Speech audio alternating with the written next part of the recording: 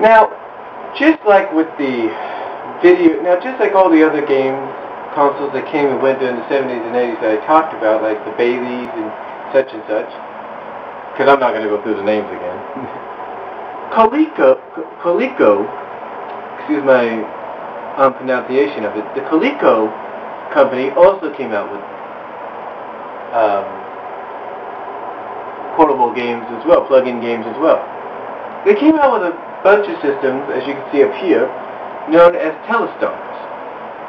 That's right, they were basically, just like you've seen before, as you can see, the Telestars were basically plug-in games. They had games programmed in them, and you were able to play them on your television. So, they had different versions. This triangle one really caught me by surprise. I can tell you that.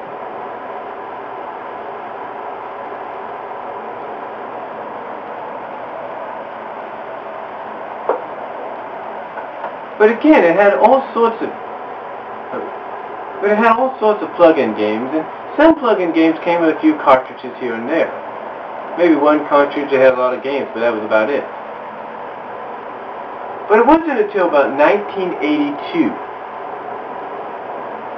that Coleco decided to finally get into the home video game consoling for real. That's right. They got into it for real when they introduced everybody to the ColecoVersion. That's right, the ColecoVersion. Now the ColecoVersion, believe it or not, is possibly one of the most popular home video game consoles back in the early to mid 80s. Why? Well, because it was the only video game console known to man up till now, even today I should say, that allowed you to switch controllers with other competitors' controllers. It's true. As you've probably seen on Classic Game Room, and as you've probably seen on Angry Video Game Nerd, you have learned that you can actually remove the numeric controller and replace it with an Atari 26 controller or with a Sega Genesis controller, which today would not really happen.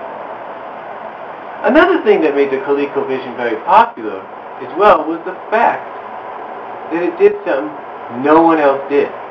Besides just allowing you to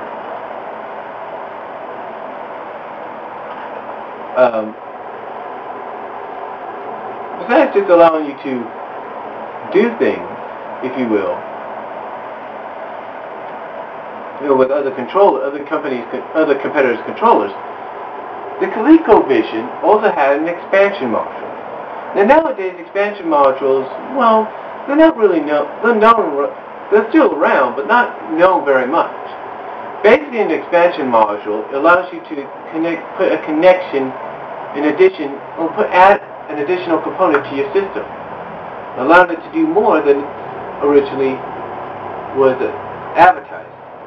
I mean, you take something like the Xbox, you put the hard drive on there, and it allows you to save games and movies, unlike if you didn't have it. But the ColecoVersion, like I said, was the first of its kind, because the expansion module that was best known for it, right, that put it on the map, was the expansion module that allowed you to play Atari 2600 games. That's right.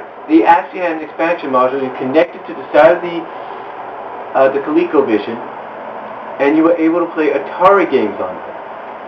Now, Atari did get upset about this and tried to sue Coleco over infringement and using the same parts and circuitry. But Coleco was able to prove their innocence by saying, no, we're not using the same components or the same parts, we're using similar ones, but they're different. They're not related or associated with the Atari 2600. They're similar, but they're different. So after this case apparently was thrown out or thrown in favor of Coleco, Coleco came out with something else, known as the Gemini, as you can see up here, which was basically an Atari 2600 clone.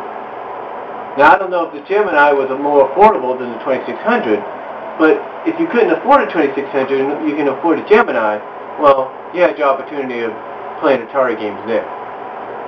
But Coleco wasn't the only company that tried to take down Atari, who was the big boy on the block at the time. The other one was probably known as, quite possibly, one of the worst game consoles known to man. Now some might say it was a good game console, while others might say it wasn't. Now I'm talking about the Intelliversion, and we'll talk about that next. Okay, now the other system I'm talking about that tried to take down Atari back in the late 70s, early 80s, was a system that was made by a company that is known for making, that is infamous, I should say, for making the one accessory for the NES that never should have been made, the Power Glove. And that company I'm talking about is Mattel. Now Mattel, of course, is known for its Barbie dolls, if you will, franchise. But Mattel was also known for being in video games. And like I said, they did invent the Power Glove, but they were also responsible for creating the Intelliversion. Now the Intelliversion, as you can probably see on the left of me, to many people, it's probably one of the worst game consoles known to man. Now some might say it was an okay game, it was an okay console, there's no doubt about that, maybe, but that's their opinion. But to some, it wasn't that okay, because of one particular reason. That reason being the fact that the game console itself, well, let's just put it this way. The game console itself, the problem it had with it was the fact that the controllers were connected to it.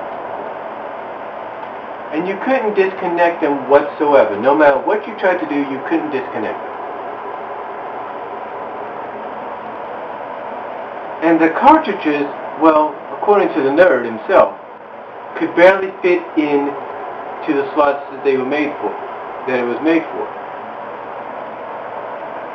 And the controller, well, it was just too weird. I mean, from what James said in his review about it, you had the numeric numbers along with the 4 buttons on the side and the disc in the middle that also act like a button.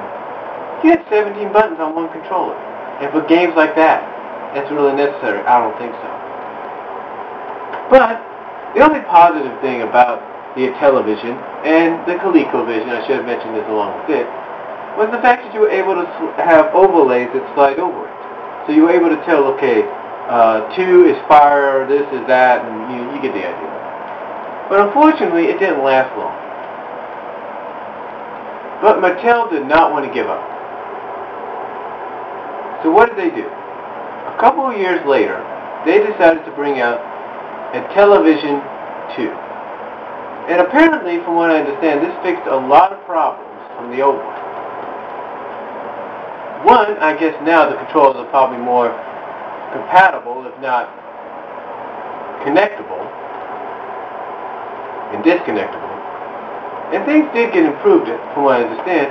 But again, just like its descendant, or its ancestor, I should say, the Intelliversion 2 didn't last long, and it was gone, just like that. Now, unfortunately, what happened during all this, with all these game consoles coming out from Coleco and Mattel, it led us into the video game crash of 1983. Now, I will get into that real soon. But first, I want to talk about the one system that overcame everything. Yes, it had its flaws, and everything, but it became one of the most popular video game franchise consoles of all time. I'm talking about Atari. And believe me, from someone that owned the 2600 himself, I'm talking from experience.